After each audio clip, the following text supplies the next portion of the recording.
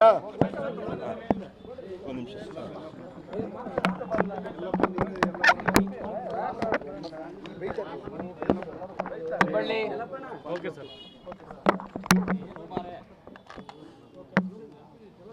ಧಾರವಾಡ ನಗರ commissionerate ವ್ಯಾಪ್ತಿಯ ಹುಬ್ಬಳ್ಳಿ ಶಹರ police ಠಾಣಾ ಸರಹದ್ದಿನಲ್ಲಿ ಇರುವಂತಹ ಅರಳಿಕಟ್ಟೆ ಏರಿಯಾ ಅನ್ನುವಂಥ ಒಂದು ಸ್ಥಳದಲ್ಲಿ ಇವತ್ತು ಒಂದು ಮಧ್ಯಾಹ್ನ 3 ಗಂಟೆ ಸುಮಾರಿಗೆ ಒಂದು ಘಟನೆ ನಡೆದಿದೆ.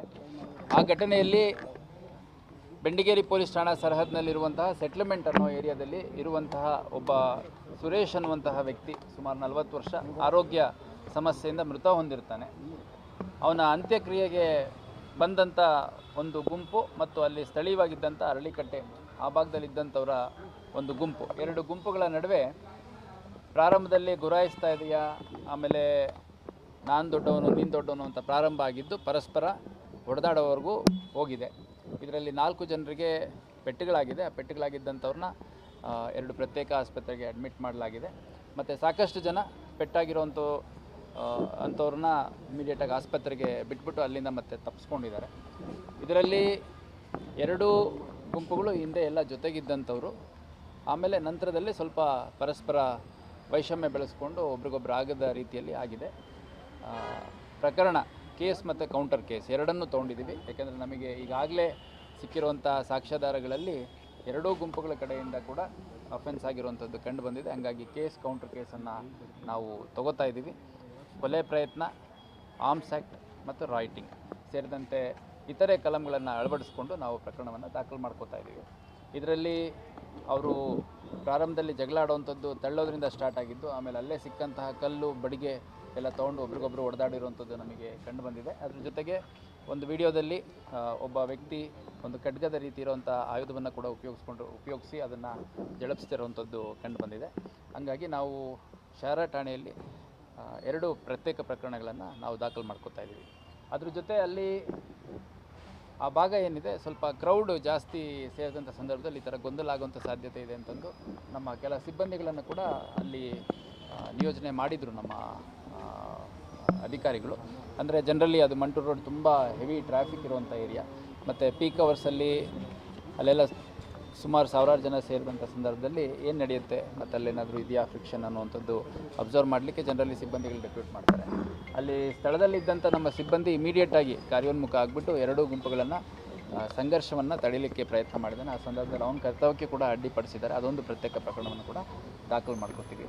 2 ಗುಂಪಿನಲ್ಲಿ ಎಲ್ಲ ಜಾತಿ ಸಮುದಾಯಕ್ಕೆ ಸೇರಿರುವಂಥವ್ರು ಇದ್ದಾರೆ. ಇದು ಯಾವುದೇ ರೀತಿ 2 ಸಮುದಾಯದ ನಡುವೆ ಅಥವಾ 2 ಕೋಮಿನ ನಡುವೆ ನಡೆದಿರುವಂಥ ಸಂಘರ್ಷ ಅಲ್ಲ.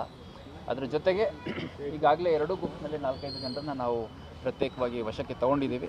ಮತ್ತು ತನಿಖೆಯಲ್ಲಿ ಯಾರ್ಯಾರು ಪಾತ್ರ ವಹಿಸಿದ್ದಾರೆ ಆ ಒಂದು ಘಟನೆಯಲ್ಲಿ ಅನ್ನುವಂಥದ್ದು CCTV ಫುಟೇಜ್ ಇರ್ಬೋದು, ಆಮೇಲೆ ಬೇರೆ ವಿಡಿಯೋದಲ್ಲಿ ಅಲ್ಲಲ್ಲಿ ಸ್ಥಳೀಯರಿದ್ದಂಥವ್ರು ಮಾಡಿರೋ ಮೊಬೈಲ್ ನಮಗೆ ಈಗಾಗಲೇ ಸಿಕ್ಕಿದೆ. ಮೊಬೈಲಲ್ಲಿರುವಂಥ ವೀಡಿಯೋಸು ಯಾರ್ಯಾರು ಈ ಕೃತ್ಯದಲ್ಲಿ ಭಾಗಿಯಾಗಿದ್ದಾರೆ ಮತ್ತು ಯಾಕೆ ಈ ಕೃತ್ಯ ಆಯಿತು ಮತ್ತು ಈ ಕೃತ್ಯದ ಹಿನ್ನೆಲೆಯಲ್ಲಿ ಯಾರಿದ್ದಾರೆ, ಯಾರಾದರೂ ಹಿನ್ನೆಲೆಯಲ್ಲಿ ಇಟ್ಕೊಂಡು ಈ ಒಂದು ಕೃತ್ಯಗಳನ್ನ ಮಾಡಿಸಿದ್ದಾರೆ, ಪ್ರತಿಯೊಂದನ್ನು ಕೂಡ ಕೂಲಂಕುಷವಾಗಿ ಪರಿಶೀಲಿಸಿ ಒಂದು ಸಮಗ್ರ ತನಿಖೆಯನ್ನು ಮಾಡಲಾಗುತ್ತೆ.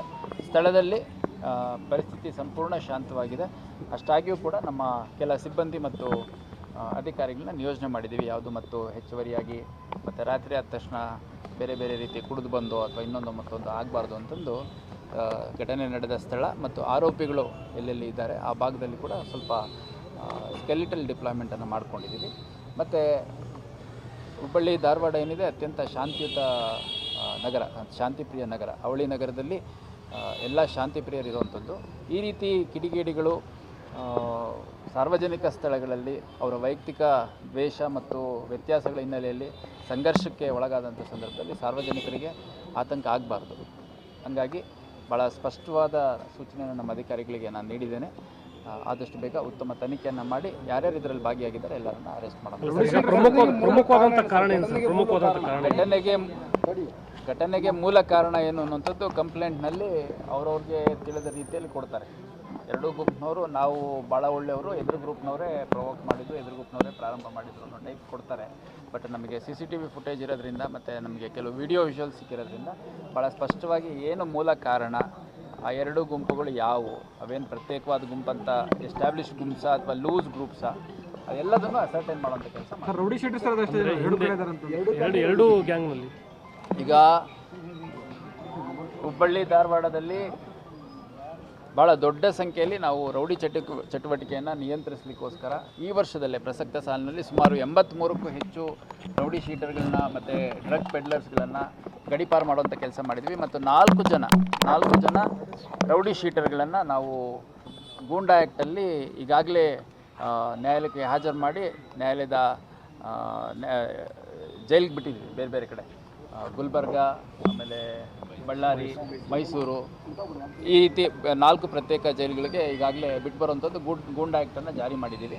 ಅಡ್ವೈಸರಿ ಬೋರ್ಡ್ ಮುಂದೆ ಕೂಡ ಯಾವ ಕಾರಣಕ್ಕೆ ಅವ್ರನ್ನ ಗೂಂಡಾ ಆ್ಯಕ್ಟಲ್ಲಿ ಒಳಗಾಕಿದ್ದೀವಿ ಅನ್ನೋಂಥದ್ದನ್ನು ತಿಳಿಸಿದ್ದೀವಿ. ಮತ್ತು ಈ ಪ್ರಕರಣದಲ್ಲಿ ಇನ್ವಾಲ್ವ್ ಆಗಿರುವಂಥ ಕೆಲವರು ಯಾರನ್ನ ಈ ರೀತಿ ನಾವು ಗೂಂಡಾ ಆ್ಯಕ್ಟಲ್ಲಿ ಹಾಕಿದ್ದೀವಿ ಅವರ ಪರ ವಿರೋಧ ಇರುವಂಥವ್ರು ಕೂಡ ಇರುವಂಥದ್ದು ನಮಗೆ ತಿಳಿದು ಬಂದಿದೆ. ಎರಡೂ ಗ್ರೂಪ್ಗಳಲ್ಲಿ ಕೆಲವು ರೌಡಿ ಶೀಟರ್ಸು ಅಂದರೆ ಯಾರ ಮೇಲೆ ಕೇಸಸ್ಸು ಇದೆ, ರೌಡಿ ಶೀಟರ್ ಮತ್ತು ಕೇಸಸ್ ಯಾರ ಮೇಲಿದೆ ಅವ್ರುಗಳು ಕೂಡ ಪ್ರತ್ಯಕ್ಷವಾಗಿ ಪರೋಕ್ಷವಾಗಿ ಭಾಗಿಯಾಗಿರುವಂಥದ್ದು ನಮಗೆ ಸ್ಪಷ್ಟವಾದ ಮಾಹಿತಿ ಇದೆ.